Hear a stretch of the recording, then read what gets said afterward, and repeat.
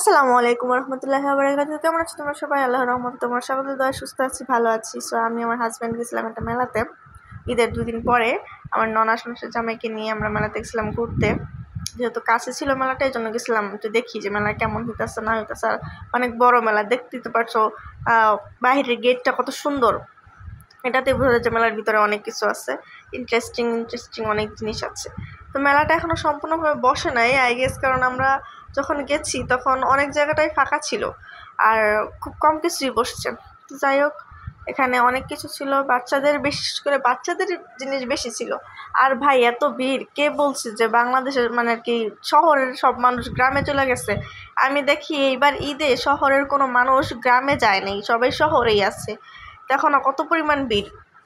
এটা ভিডিও নিতে পারতেছি না, এটা কিছু করতে পারতেছি না। মোবাইল বের করতে আমার ডর করে বেশিরভাগ, আমার ফোন বের করতে ডর করে, কারণ চোরে আমার ফোন বেশি খায়, যার কারণে আমার ফোন বের করতে ডর করে খুবই।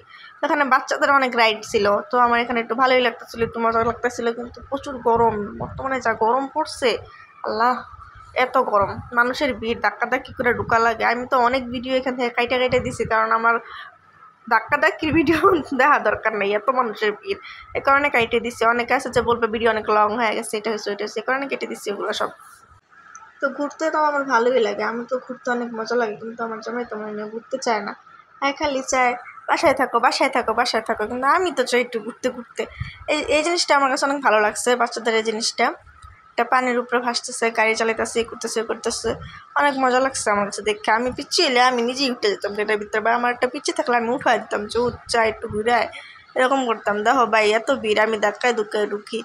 যাই হোক, আমার হাজব্যান্ড বলতেছিল যে আমরা এখন কোনো রকম ঘুরে চলে যাব, পরে আবার নেক্সট যাব।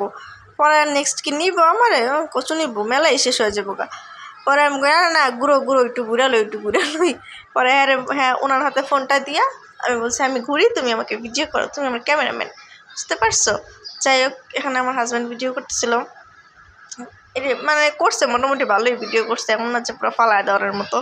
মেলাতে আরও সুন্দর সুন্দর 3 পিস উঠছিল, 3 পিসগুলো সুতির মধ্যে ছিল, প্রতিটা 3 পিস ভালোই লাগতেছিল, মানে বাসায় পরার জন্য অনেক ভালো এগুলো 3 পিস। তো আমি চাইছিলাম একটা নেবো, পরে আমার হাজব্যান্ড বলেছে যে না, এখানে প্রাইস বেশি চাইতেছে, মানে একদম ফিক্সড প্রাইস করা 800, এই 800 600 ছিল না, 800 900 এরকম ছিল আর কি 3 পিসগুলো। আমার কাছে বার্গেনিং না করে কোনো কিছু কিনতে আমার মজা লাগে না, এই কারণে আমি কিনিনি। মানে আমার কথা হিসাবে একটা জিনিস কিনবো, আমি বার্গেনিং করে কিনবো, বার্গেনিং ছাড়া ভাই কি একদমই কিনবো, ভালো লাগে না একদমই কিনতে। যাই হোক, প্রত্যেকটা 3 পিসই সুন্দর ছিল, আমার কাছে অনেক ভালো লাগতেছিল, কিন্তু সবাই দেখতেছিল, কেউ কিনতেছিল না, কারণ দাম বেশি লাগে সবার কাছেই, যে এত দাম না। তো এখানে ছিল অনেক আচার, অনেক রকমের আচার ছিল এই দোকানটার মধ্যে। আর আচারের দোকানে একটাই ছিল, আর কোনো দোকান ছিল না। আমি দেখলাম এখানে অনেক আচার, বড়ই আচার, কামরাঙ্গা আচার, তেঁতুলের আচার, আরও কী পাঁচমিশালি আচার থাকে না, সব কিছু মিক্স করা আচার ছিল। এখানে জেলি ফুডের আচারও ছিল। তো আচারের দোকানটা অনেক ভালোই বড়সড় ছিল এখানে আচারের দোকানটা। তো আমি তো সরে গেছি, ও ভিডিও করতেছিল পুরো আচারের দোকানটা।